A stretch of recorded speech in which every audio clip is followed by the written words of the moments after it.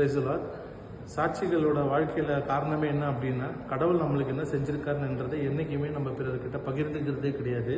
என் வாழ்க்கையில் இந்த ஒரு சின்ன முயற்சி தான் இது. யாருக்காவது வாழ்க்கையில் நம்பிக்கையே இல்லை, இதுக்கு மேலே நம்ம வாழ்க்கையில் என்ன இருக்குது அப்படின்னு நினைக்கிறவங்க யாராவது ஒருத்தர் இந்த வீடியோவை பார்த்தா நிச்சயமாக கடவுள் நம்மளை காப்பாற்றுவார்ன்ற ஒரு நம்பிக்கைக்காக தான் இந்த வீடியோ போடுறேன். எங்கள் மதுரையில் பேர் டாக்டர் சூசன் அலெக்ஸு. அவங்க ஒரு வெட்டரி டாக்டர். அவங்க லைஃப்பில் வந்து ரொம்ப கஷ்டப்பட்டு வாழ்க்கையில் ஒரு அடியிலையும் அவங்க முன்னுக்கு வந்திருக்காங்க. வாழ்க்கையில் இன்றைக்கி அவங்க வந்து கிளினிக் வச்சுருக்காங்க.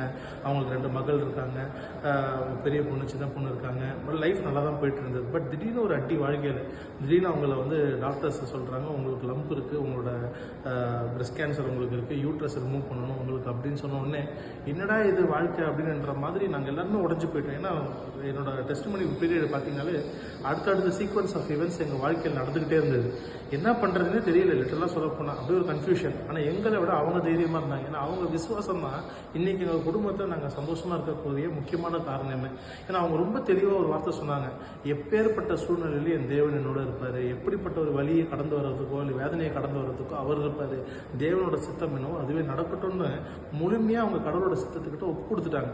நாங்கள் டாக்டர்கிட்ட போவோம், சூரிய ஹாஸ்பிட்டலில் தான் சர்ஜரி நடந்தது. டாக்டர் சொல்லிட்டாங்க, இது ஒரு ரிஸ்கான ஒரு சர்ஜரி தான், இது வந்து ஒரு ஐ ஃபேக்டர் சர்ஜரி. ஏன்னா பிரெஸ்ட்டை ரிமூவ் பண்ணணும், யூட்ரஸுக்குள்ள சிஸ்டருக்கு அதையும் ரிமூவ் பண்ணணும் அப்படின்னு அவங்க சொன்ன உடனே எல்லாரும் உடஞ்சி போயிட்டா, ஃபேமிலியே உடஞ்சி போயிடுச்சு. என் ஒய்ஃப்லாம் ரொம்ப அப்படியே உடஞ்சி போயிட்டாங்க. பட் ஆனால் எங்கள் மதுரையில் அவரோட முகத்தில் உண்மையிலே அந்த விசுவாசத்தை நான் பார்த்தேன்.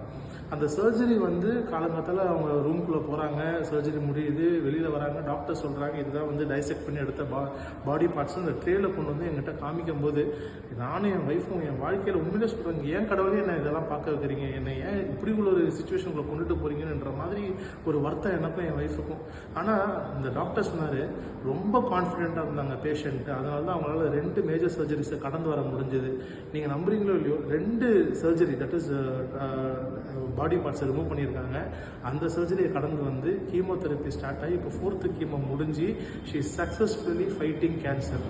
இது எல்லா கேன்சர் பேஷண்ட்ஸுக்கு ஹேட்ஸ் ஆஃப், டாக்டர்ஸ்க்கு ஹேட்ஸ் ஆஃப். உண்மையிலே சொல்கிறேன், நிறைய கேன்சர் பேஷண்ட்ஸை ஸ்பான்சர் பண்ணுறாங்க, மெடிசன் ஸ்பான்சர் பண்ணுறாங்க, ட்ரீட்மெண்ட் ஸ்பான்சர் பண்ணுறாங்க. தயவு செய்து சொல்கிறேன், எக்காரணத்தை கூட நம்பிக்கையை மட்டும் தளரவே விட்டுறாதீங்க.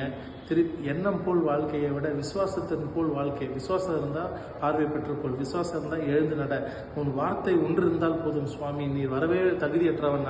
நான் வானா வேலைக்காரன் வருவான், போனால் வேலைக்காரன் போவான். என் வார்த்தைக்கு வல்லமை இருக்குன்னா உங்கள் வார்த்தைக்கு வல்லமை இல்லையானா அந்த அதிகாரி எப்படி கேட்டு விசுவாசம் பண்ணாரோ அதே மாதிரி விசுவாசம் வச்சுக்கோங்க. எப்பேற்பட்ட கடலாக இருந்தாலும் நீங்கள் தாண்டிடுவீங்க. பிறரோட வாழ்க்கையோட உங்கள் வாழ்க்கை வந்து பிறர் கண்களுக்கு வந்து வெறும் தண்ணீராக கூட தெரியலாம், ஆனால் கடவுள் அதை திராட்சரசமாக மாற்றுவார். நீங்கள் ஒரு பெரிய சாட்சியாக இருக்க போகிறீங்க. ஏன்டா நம்மளுக்கு இவ்வளோ பாடுகள், இவ்வளோ கஷ்டங்கள் அப்படின்னா உங்கள் கதை பெரிதாக இருக்க போகுது. இஸ்ரேல் ஜனங்கள் மட்டும் அந்த வனாந்திரத்தை கடக்கலைன்னா இன்றைக்கி அவங்களோட கதையை யாருமே பேசியிருக்க மாட்டாங்க. நீங்கள் இந்த வனாந்திரத்துக்குள்ளே கடந்து போகிறீங்க. ஆனால் ஒன்றும் மறந்துடாதீங்க, இந்த வனாந்திரத்தில் உங்கள் தேவையை சந்திக்கக்கூடிய தேவன் உங்களோடு இருக்கிறாரு. உங்கள் பாடுகள் வேதனைகள் எல்லாமே கடந்து போயிடும். நீங்களும் என்ன மாதிரி கூட சீக்கிரம் சாட்சி சொல்லுவீங்க. ஹல்லேலூயா.